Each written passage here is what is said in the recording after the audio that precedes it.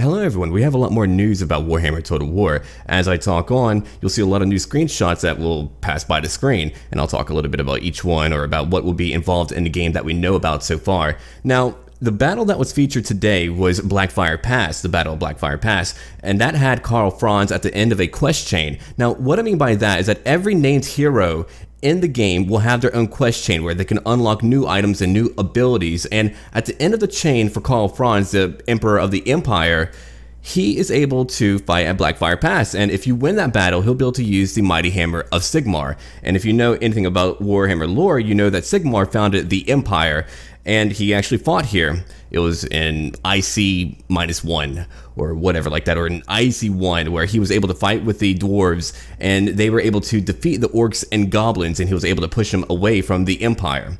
Now, anyway, every hero is able to be attached to an army. So they'll appear on the map like an agent. They'll have their own abilities and things like that, but you can attach them to an army. And when you do that, they can fight in a battle too.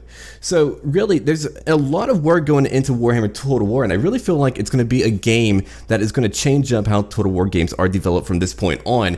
And I'm very glad to know that they're adding in a lot of new diverse systems to each faction.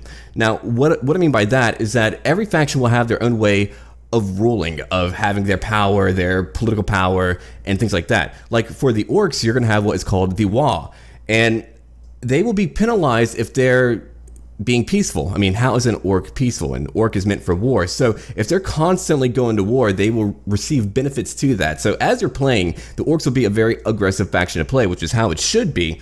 And I'm really looking forward to seeing how that will play out too. And what I was really shocked about is that there will now be air-to-air combat. Now, in a Total War game, I never really thought that would happen, but there will be air-to-air combat, and they're definitely working on that.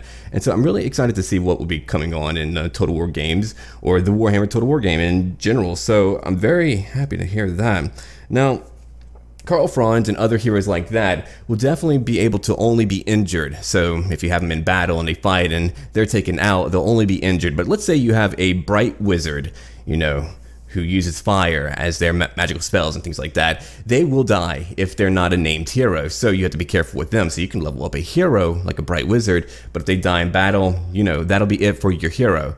And that's pretty cool too. Anyway, if you want to learn a little bit more about Warhammer lore, let me know, and I could definitely do a lot of video series upon Warhammer. I've been a Warhammer fantasy fan for near 15 years. I've really been involved a lot in terms of reading books about, you know, just Warhammer in general, or the general lore of what they have in the rule books and things like that. So if you really want to know more, let me know, and I'll definitely create a video based upon whatever you want to learn about, whether it's the electoral college process of how to elect a new emperor, whether it's about the magic of Warhammer, whether it's about a particular race or whatever. It doesn't really matter to me. So let me know.